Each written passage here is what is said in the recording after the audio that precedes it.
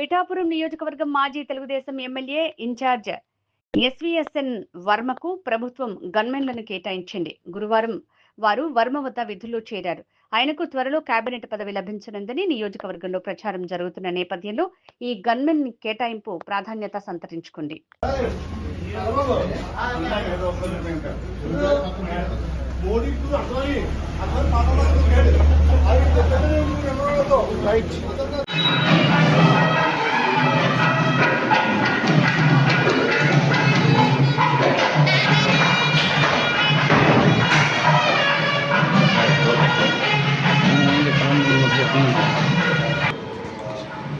ముందుగా పులివెందల మా గడ్డ, మా అడ్డ, జగన్మోహన్ రెడ్డి అడ్డ.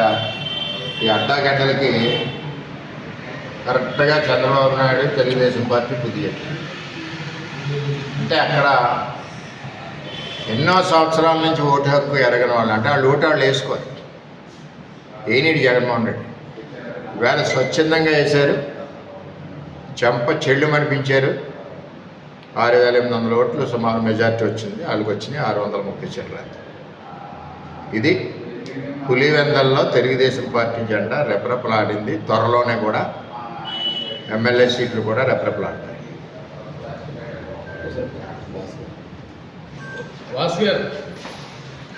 జగన్మోహన్ రెడ్డి గారు నిన్న రెచ్చిపోయారు చంద్రబాబు నాయుడు గారి మీద. నువ్వు ముసలోడి, నిన్ను ఇన్నాళ్ళు ఉండవు, కృష్ణ రామ హరి అనుకో, అంటే నువ్వు చనిపోతావు, ఇష్టం వచ్చినట్టు పేలాపన పేర్చాడు. జగన్మోహన్ రెడ్డి గారు మత్తయి సువార్త 5వ అధ్యాయం 29వ వచనం 30 వచనాల్లో ఏముందంటే, నీ కంటి చూపుతో కూడా తప్పుడు చూసినా నువ్వు నరకానికి పంపబడుదువు, అలాగే నీ నాలికతో తప్పుడు ప్రేలాపన పాలినా నువ్వు నరకానికి పంపబడుదువు. ఇది మత్తయి 5వ అధ్యాయం 29, 30 వచనం. బైబిల్ చదవరు కదా మీరు, ఒకసారి బైబిల్ చదువుకొని కావాలంటే పంపుతారు. కానీ ఈ రెండూ చేయని వాళ్ళు ఎప్పుడు కూడా స్వర్గాన్ని ఉంటాడు. ఈవేళ జగన్మోహన్ రెడ్డి పైన సైతాన్ వాలింది. సైతాన్ అంటే బైబిల్లో తప్పులు చేసే వాళ్ళందరి మీద సైతాన్ వాళ్ళు ఇష్టం వచ్చినట్టు పేలుతున్నారు. నేను చెప్తున్నాను జగన్మోహన్ రెడ్డి గారు, ఈవేళ బయటికి వెళ్తే నేను వెళ్ళినా, నువ్వు వెళ్ళినా, ఇంకోటి వెళ్ళినా ఇంటికి తిరిగి వస్తామని నమ్మకం లేదు, వయసుతో నిమిత్తం లేదు. ఇప్పుడు లారీ గుద్దినప్పుడు ఈ వయసు 70 ఉందా, లేదా ఈ వయసు 30 సంవత్సరాలు ఉందా, వరం వయసు 50 సంవత్సరాలు ఉందా, లారీ డ్రైవర్ చూడరు. యాక్సిడెంట్లు బోల్డ్ అవుతుంటే రోడ్డు మీద, ఆ యాక్సిడెంట్లు అయినప్పుడు వాళ్ళు మన వయసు అది చూడరు. అక్కడ ప్రభువు కానీ అటు వెంకటేశ్వర స్వామి కానీ ఒక నిర్ణయం చేస్తారు. అక్కడ చంద్రబాబు నాయుడు 110 సంవత్సరాల వరకు బతికుండాలి, రాష్ట్రాన్ని ఏలాలి నిర్ణయం చేశారు.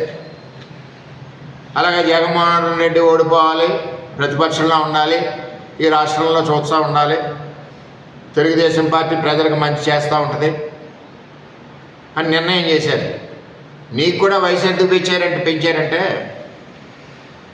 నీకున్న ఈడీ కేసులు, నీకున్న అవినీతి కేసులు, 40,000 కోట్ల రూపాయలు నీది ఈడీ మరి స్వాధీనం చేసుకుని, వీటన్నిటికీ నువ్వు సమాధానం చెప్పాలి కాబట్టి నీకు కూడా టైం ఎక్కువ ఇచ్చారు. అంతేగాని ఒక రాష్ట్ర ప్రపంచ నాయకుడు ఇవాళ చంద్రబాబు నాయుడు గారు, అటువంటి నాయకుడిని పట్టుకుని ఇష్టానుసారం పేడడం చాలా తప్పు.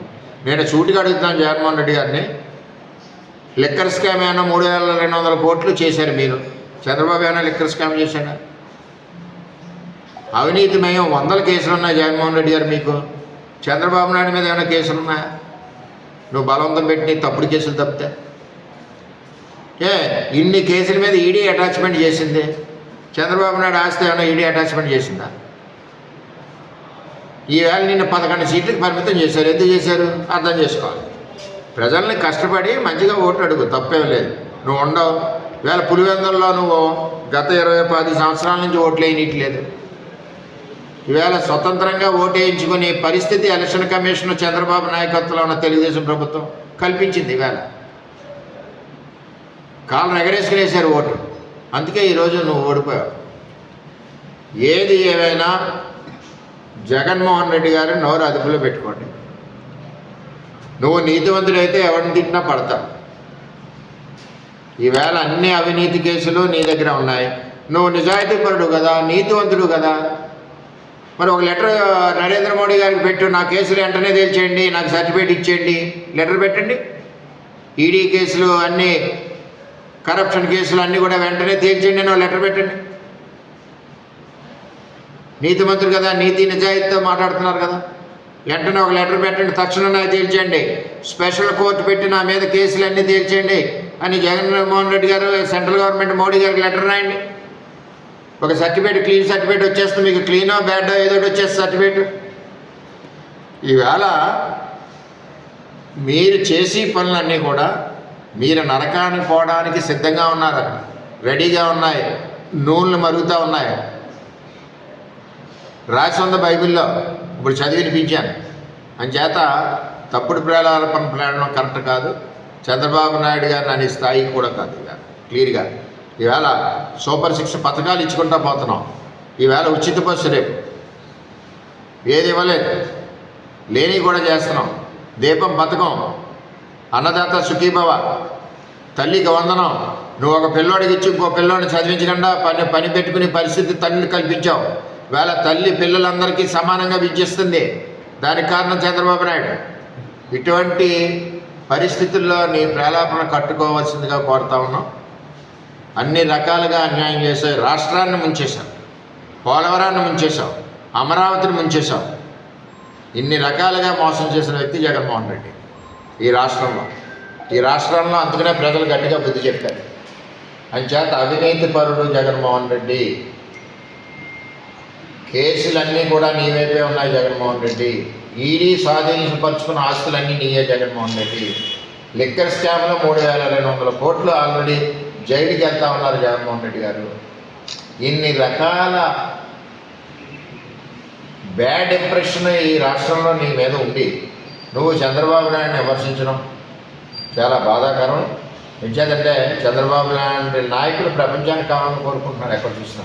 ఇవాళ ఒక పక్కన ఇండస్ట్రీస్, ఒక పక్కన అభివృద్ధి, నువ్వు వేసిన గుంతలో అన్ని రకాలుగా మేము ముందుకెళ్తా ఉన్నాం.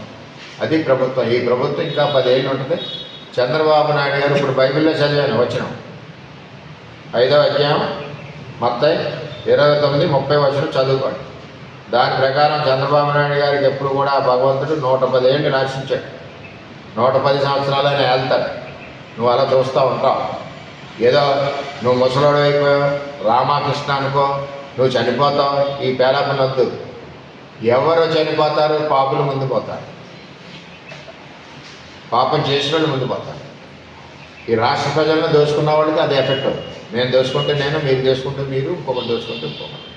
అందుచేత ఇది చాలా రాష్ట్ర ప్రజలు 5 కోట్ల మందే కాకుండా దేశవ్యాప్తంగా అందరూ కూడా బాధపడుతూ ఉన్నారు. అందుచేత ఇటువంటి ప్రేలాపనలో వద్దు. హెచ్చరిక ఇది వరకు నంద్యాలలో నడిరెడ్డి మీద నరుకుతా ఉన్నాం. ఏదైనా నరకలేదు మరి, నరకాలి కదా. అంటే నీకు ఆలోచనలు అన్నీ కూడా ఒక సైతానం మన ఒంటి మీద వాలినప్పుడు ఆలోచనలన్నీ కూడా జగన్మోహన్ రెడ్డి గారికి తప్పుడు ఆలోచనలు వస్తాయి. సైతాన్ ఎప్పుడు వాళ్ళు మనం బైబిల్ని, భగవద్గీతని దైవాంగ సంపుడుగా మనం దాన్ని ఆలోచించినప్పుడు, దానికి నమస్కారం తెలియజేసి ఆ బైబిల్లో ఉన్న సూక్తుల ప్రకారం, భగవద్గీతలో ఉన్న సూక్తుల ప్రకారం ముందుకెళ్ళినప్పుడు మన మీద సైతాను వాడు. బైబిల్కి వ్యతిరేకంగా మీరు చేసే అవినీతి పనులు చేస్తున్నారు కాబట్టి సైతాన్ మీ మీద వాడుతుంది. ఆ వచనం చెప్పాను, చదువుకోండి. ఎప్పుడు కూడా టీడీపీ మీద ఇటువంటి దమ్ముంటే ప్రజాక్షేత్రంలో పోరాడు. నిన్న పోరాడావు, శభాష్. పులివెందుల్లో 600 వచ్చినాయి, సంతోషం. 600కు తృప్తిపడు. మళ్ళీ పోరాడు, 500 వస్తాయి. మళ్ళీ పోరాడు. ప్రజలు ఇష్టం ఉంటే వేస్తారు. పులివెందుల్లో అంటే దీని అర్థం ఎంత దుర్మార్గం అంటే, పులివెందుల్లో ఏ ఒక్క ఓటరు కూడా వాళ్ళ ఓటు వాళ్ళు వేసుకోరు. ఈవేళ నిజాయితీగా తెలుగుదేశం ప్రభుత్వంలో ముఖ్యమంత్రి చంద్రబాబు నాయుడు ప్రజాస్వామ్యబద్ధంగా ఎలక్షన్ కమిషన్, పోలీస్ డిపార్ట్మెంట్ అందరూ కూడా వాళ్ళకి అవకాశం కల్పించారు. చెంప చెల్లు మనిపించారు. తెలుగుదేశం జెండా ఎగరేశారు.